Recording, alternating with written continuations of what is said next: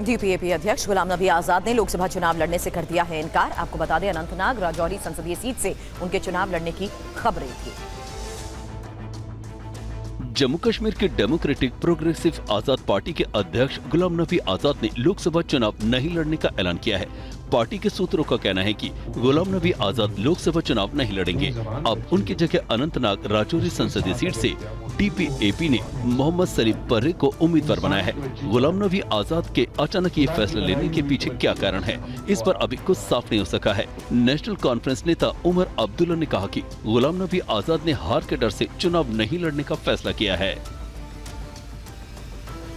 केंद्रीय रक्षा मंत्री राजनाथ सिंह धुआंधार चुनाव प्रचार कर रहे हैं और गरीबी मिटाने को लेकर राजनाथ सिंह ने कांग्रेस को क्या कहा, इस रिपोर्ट में देखिए।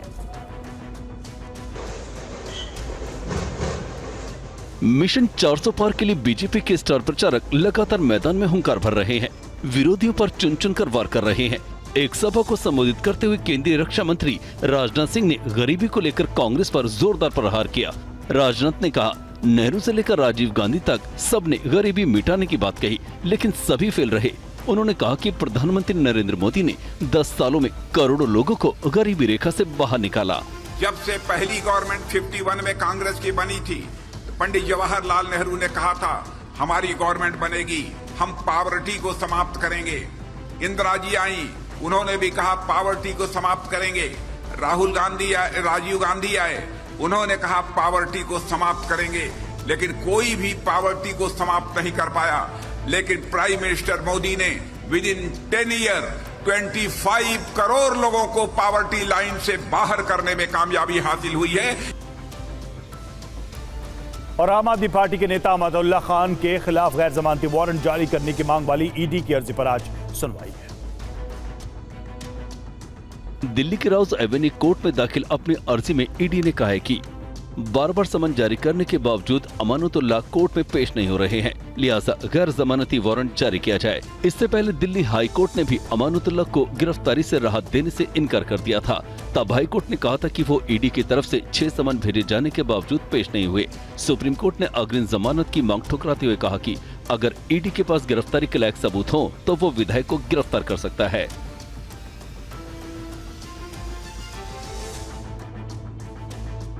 और दिल्ली की Rouse Avenue Court CM Arvind Kejriwal की एक याचिका पर आज सुनवाई करेगा और याचिका में केजरीवाल ने अपने नियमित डॉक्टर से परामर्श करने की अनुमति मांगी है।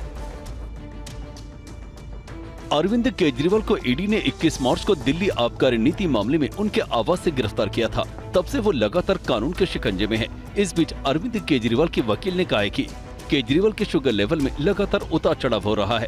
ईडी हिरासत के दौरान केजरीवाल का ब्लड शुगर लेवल 46 तक आ गया था। गिरफ्तारी से पहले जिस डॉक्टर से उनकी जांच होती थी, उस डॉक्टर से हफ्ते में 3 दिन में वर्चुअली कंसल्ट की इजाजत दी जाए। इस बीच एक जनहित याचिका भी दायर की गई है। जनहित याचिका श्रीकांत प्रसाद नाम के व्यक्ति ने दायर की है। याचिकाकर्ता ने दिल्ली सरकार के कामकाज के लिए केजरीवाल को दिल्ली विधानसभा के सदस्यों और कैबिनेट मंत्रियों के साथ वीडियो कॉन्फ्रेंसिंग की सुविधा प्रदान करने के निर्देश देने की मांग की है। याचिका में ये भी मांग की गई है कि दिल्ली बीजेपी अध्यक्ष वीरेंद्र सचदेवा को मुख्यमंत्री के इस्तीफे के लिए अवैध तरीकों से विरोध या बयान के माध्यम से कोई भी अनुचित दबाव बनाने से रोका जाना चाहिए। याचिकाकर्ता ने मीडिया चैनलों को केजरीवाल के इस्तीफे और दिल्ली में राष्ट्रपति शासन लगाने से संबंधित दबाव बनाने से रोकने के निर्देश देने की भी मांग की है। और टाइम मैगजीन ने 2024 के 100 सबसे प्रभावशाली लोगों की लिस्ट जारी की है। इस लिस्ट में रेसलर साक्षी मलिक के साथ बॉलीवुड अभिनेत्री आलिया भट्ट का नाम भी शामिल है।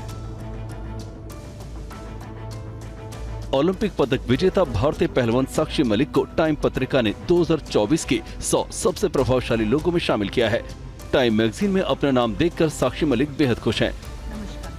उन्होंने सोशल मीडिया पर खुशी जाहिर करते हुए लिखा कि 2024 के टाइम 100 सूची में शामिल होने पर गर्व है। सूची में अन्य भारतीयों में अभिनेत्री आलिया भट्ट, इंडो ब्रिटिश अभिनेता देव पटेल और माइक्रोसॉफ्ट के मुख्य कार्यकारी अधिकारी सत्या नडेला शामिल हैं। छत्तीसगढ़ के कांकेर में 29 नक्सलियों को मार गिराए जाने के बाद टीवी 9 भारतवर्ष की टीम उस इलाके में पहुंची जहां मुठभेड़ की आशंका जताई जा रही है। ये ग्राउंड रिपोर्ट देखिए। जंगल ही जंगल, सन्नाटे में डूबे जंगल, जहां तक देखिए केवल खामोशी है, एक अनदेखा डर है। कहा जाता है कि ये सब नक्सलियों का इलाका होने की वजह है। ये वही जगह है जहां 29 नक्सली सुरक्षा बलों की गोलियों का शिकार हुए थे।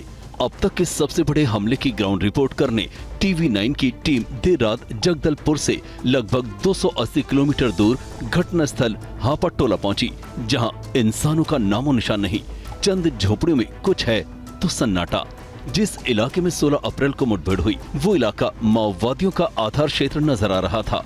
पूरे रास्ते माओवादियों के स्मारक बैनर पोस्टर लगे हुए थे। हापाटोला के एक ग्रामीण ने कैमरे के सामने न आने की शर्त पर हमें वो इलाका दिखाया जहां माओवादियों और जवानों की प्रारंभिक मुठभेड़ हुई थी। घटनास्थल पर माओवादियों ने अपना स्वागत द्वार लगा रखा था। साथ ही मौके पर PLGA को मजबूत बनाने का नोटिस बोर्ड भी लगा रखा था।